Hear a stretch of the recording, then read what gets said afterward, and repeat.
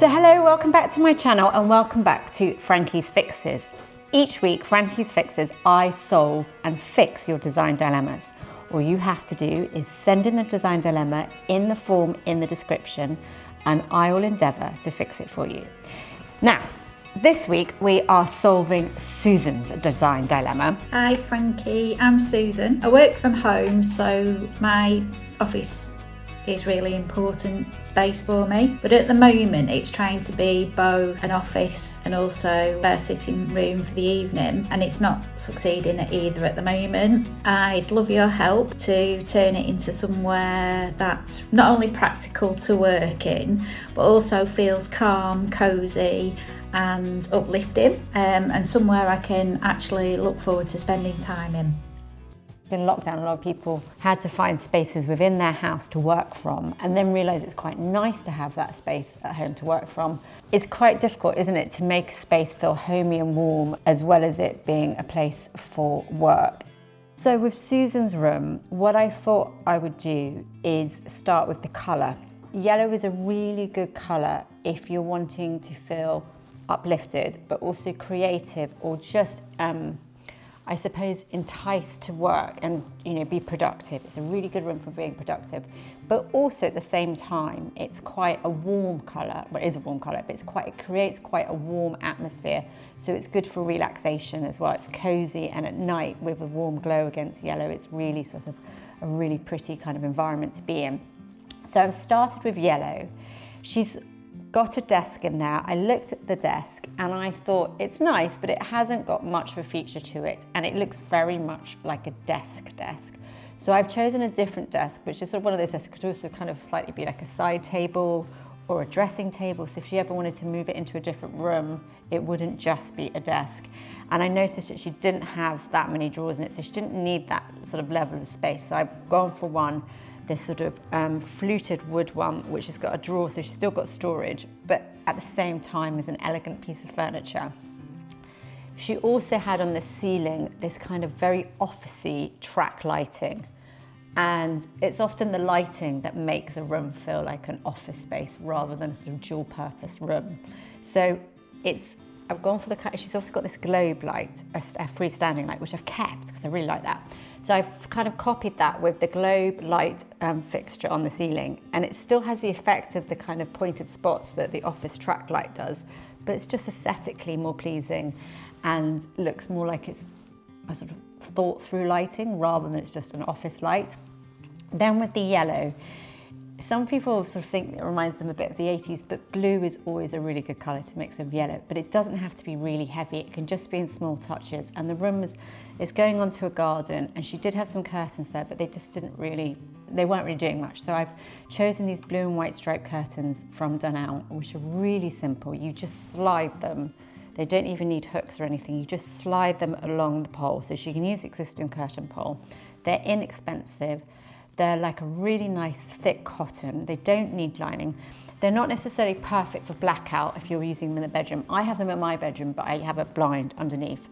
But for the purpose of a sitting room and an office, they're really nice. And that just adds a sort of nice fresh feel to the room and really complements the yellow. She's got a blue chair, which I actually think is really nice and pretty, kind of antique looking chair. So I've stuck with that and kept that. You don't have to change everything, and also if you've got like some nice pieces, keep them. All you have to do is uplift it. But she had a sort of rather old, bedraggled looking cushion on it, so I've just chosen a really lovely blue it's blue, yellow and white, kind of slightly printed. It's got a bit of coral on it, it's got a bit of tassel around, just a statement cushion, and that completely uplifts the chair. So we've got that, and then because it's also a sitting room, I've chosen to sort of bring in the stripe of the curtains, this little ottoman footstool. And they're quite good because then you can actually sit back in your chair, put your feet up without having to get a bigger chair or a bigger sofa. And then during the day, when she's using it as a home office, it can just be pushed to the side. It's not in the middle of the room. Easy move to push to the side, and you can put books on it or a little tray with some plants or whatever on it. So it kind of works as a bit of a little side table. I've got rid of the black kind of office swing chair, which looked very officey. And what I'm trying to do is take the things that look too officey out but replace with something that's practical and more aesthetic. So again, dual purpose. And from Dahl's, there's this really nice, it is an office chair, but it's just a nice wooden chair with a rattan back. It's still got the wheels and the slight swivel, and it can go up and down, but it just doesn't look like it's come from like a massive office building. It looks like it's in a home. And then I've added a lovely rug, just a blue kind of, bit like sisal rug. Not blue, it's like a sisal rug with a blue trim, picking up the blue again. Just little accents like that. It doesn't have to be too matchy-matchy. And then I've got a nice sort of soft throw, which you can put over the back of the chair when she wants to soften it and hide maybe the kind of gubbins of the officey bit of the chair. Or she can put it over the ottoman, or she can put it over the chair, or she can put it over herself when she's watching TV. So the other thing I've got are these beautiful blue and white, they look like sort of Chinese vases prints, and they are probably the more expensive thing that I've put on the board comparatively. And I just think it's sometimes really nice to invest in some art. And they're actually not a bad price for 4 of them. They are big and they'll make a real statement on the walls, but also that's something that she can move around the house or take with her elsewhere. And so I put 2 of those above the desk, and then I've got a blue bobble mirror from Dunelm, and I put that opposite the opposite wall from above the desk, because I think it'd be a bit distracting having that above the desk, and that will reflect the light from the window. And then the other 2 prints I put either side. So it kind of brings it all together. It picks up the accents of the blue and white stripe in the curtains and the ottoman. You've got a bit of floral, a bit more interest in the cushion, statement cushion, simple rug, all these things, even the ceiling fixer you can move and put into another room. All these things are movable. And then I've kept her shelving, because I've tried to keep with the wood tones of that and her TV unit, because that seems to work quite well. I don't want it to sort of be an unnecessary expense getting a new TV unit, and would rather put a sort of budget towards other things that are prettier. And then I've just added a couple of sort of faux plants as well. I noticed she had some plants already, and plants are a really good way of furnishing a room, whether they're real or faux. It's just a really nice way of just adding a little bit of green, a little bit of nature, connecting that sort of biophilic feel, but also just breaking up it all being furniture and sort of furnishings, and adding a kind of extra feature. And hopefully she will find that as a calm and relaxing sitting room in the evening, and with the yellow, an uplifting and inspiring space during the day.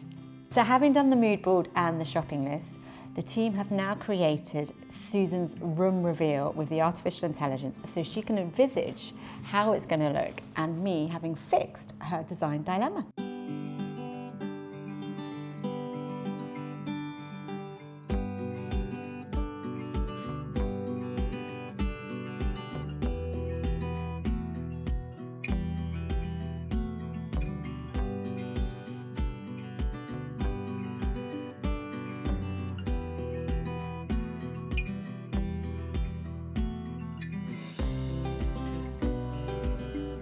Come back next week for another Frankie's Fixes, and if you have a design dilemma that you would like me to fix, and like Susan are struggling with a space, then fill in the form in the description below, and don't forget to subscribe.